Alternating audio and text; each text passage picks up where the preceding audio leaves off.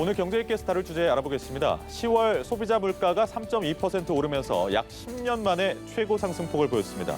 밥상 물가부터 전월세 등 생활 물가 지수도 오르면서 서민들의 살림살이가 더욱 팍팍해지고 있는데요. 물가가 계속 오르는 배경은 무엇인지 4분기 전망은 어떠할지 짚어보겠습니다. 다음 주제입니다. 지난 9년간 가장 빠르게 자산을 증가시킨 건 X세대, 가장 더딘 세대는 Y세대라는 통계가 발표됐습니다. 만 나이로는 60세에서 70세에 해당하는 수도권 산업화 세대는 나이가 들어도 자산이 줄지 않는 세대로 꼽혔다고 하는데요. 세대별 순자산과 부채 변화 현황도 살펴보겠습니다.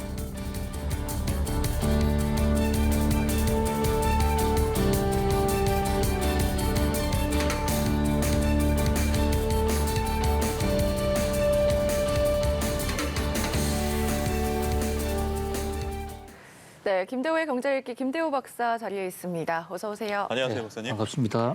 네, 오늘 발표가 됐죠. 지난 10월 소비자 물가가 3.2% 오르며 2012년 이후에 최고치를 기록했는데 3%를 넘겼거든요. 어떻게 평가하시는지요? 네, 일단 목표치를 넘었다는 점에서 빨간불, 경고등이 켜졌다고 볼 수가 있습니다.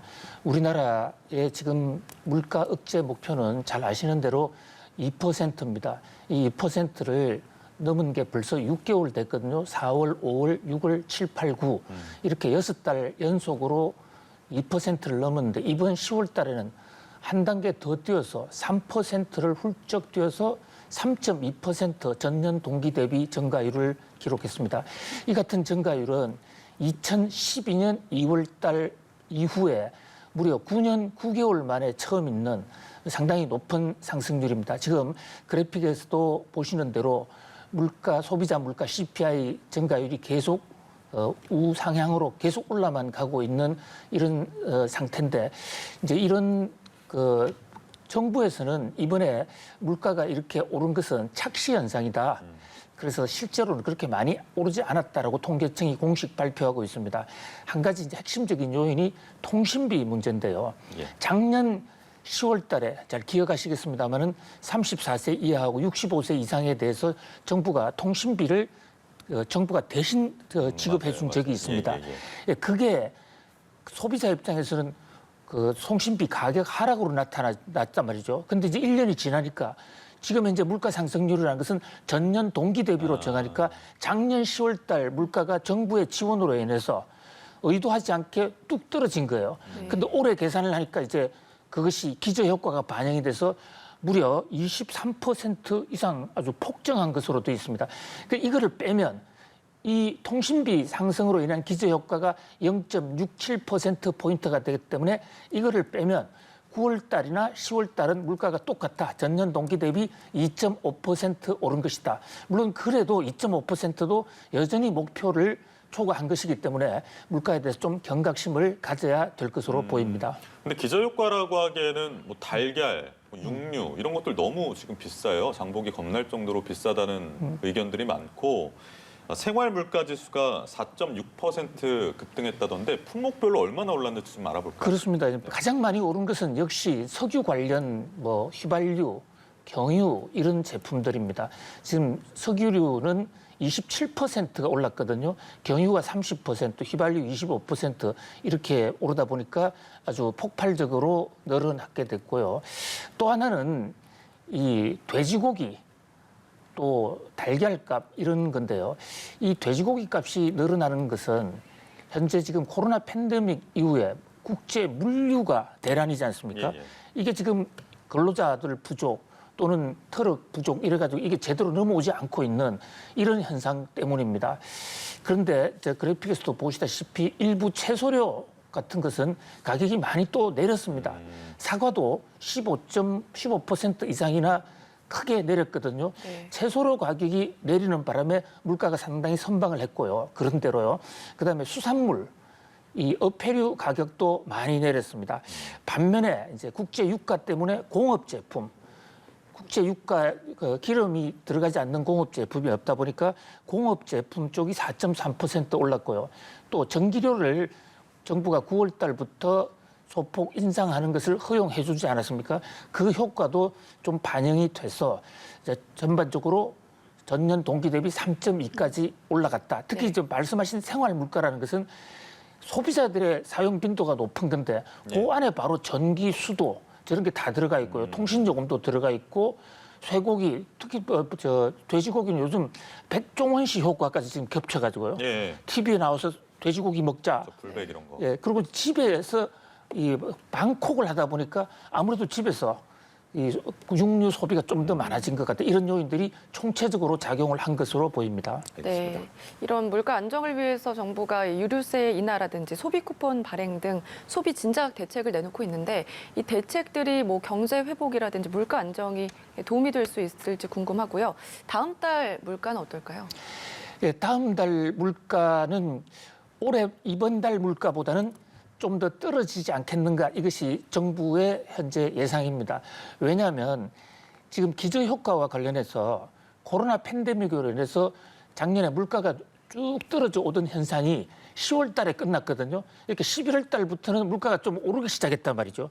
그러니까 이제 올 10월, 11월 달에는 전년 동기 대비로 한 기저효과, 역기저효과가 일어나는 거죠. 네. 지난해 분모가 더 높아졌으니까 그래서 물가 상승률이 조금 낮아질 수 있다. 또 통신비를 지원해 준 게 작년 10월 달 한 달로 그쳤으니까 다음 달에는 3.2%보다는 내려갈 수 있다. 이런데 한 가지 큰 변수는 국제 유가가 지금 계속 오르고 있다는 거.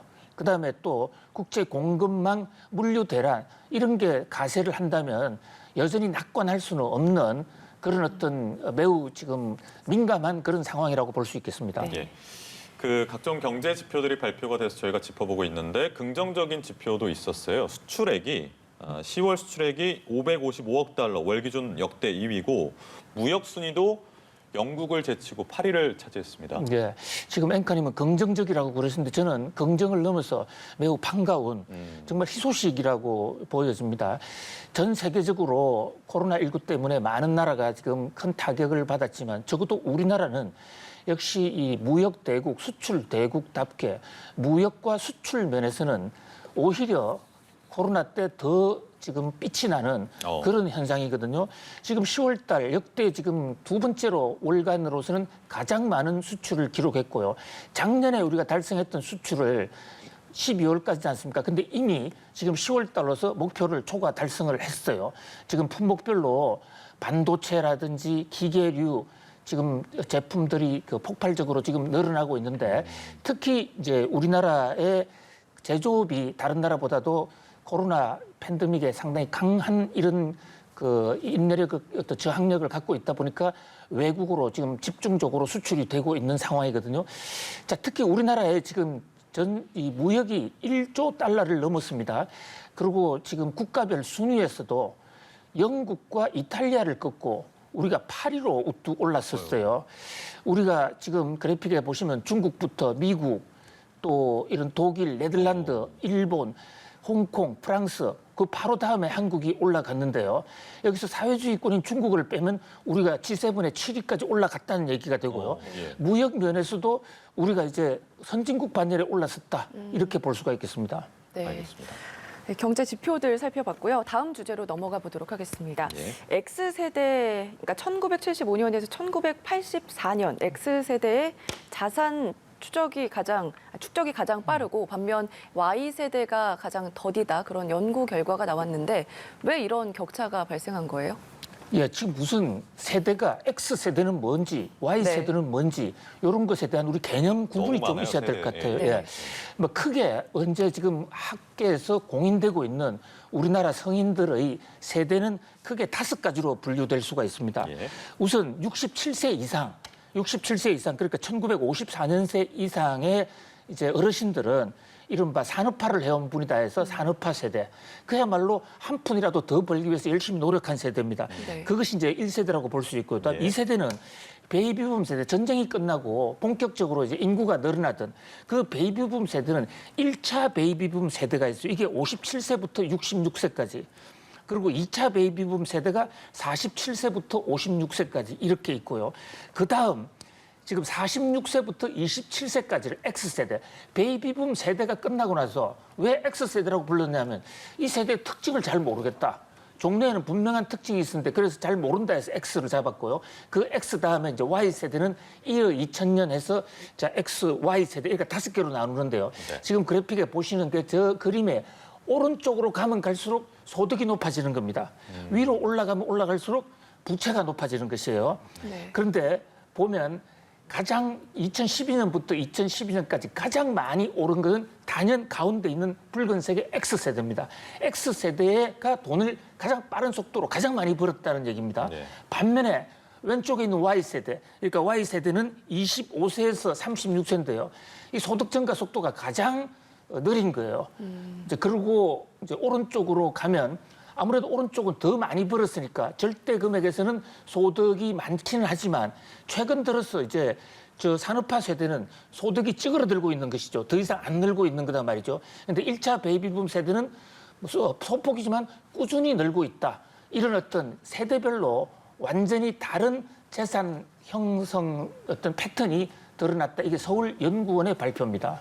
예, 근데 그 말씀하신 산업화 세대 그 선배님들 같은 경우에는 이제 은퇴를 하신 경우가 많기 때문에 소득이 없기 때문에 자산 규모가 줄어드는 게 정상인데 수도권에서 거주하는 산업화 세대의 경우에는 오히려 자산 뭐 축소 뭐 그런 게 잘 보이지 않았다라는 그렇습니다. 결과가 있는데 왜 그런 겁니까? 예, 나이가 많은 분들, 그러니까 67세 이상의 산업화 세대는 거의 직업이 없는데요.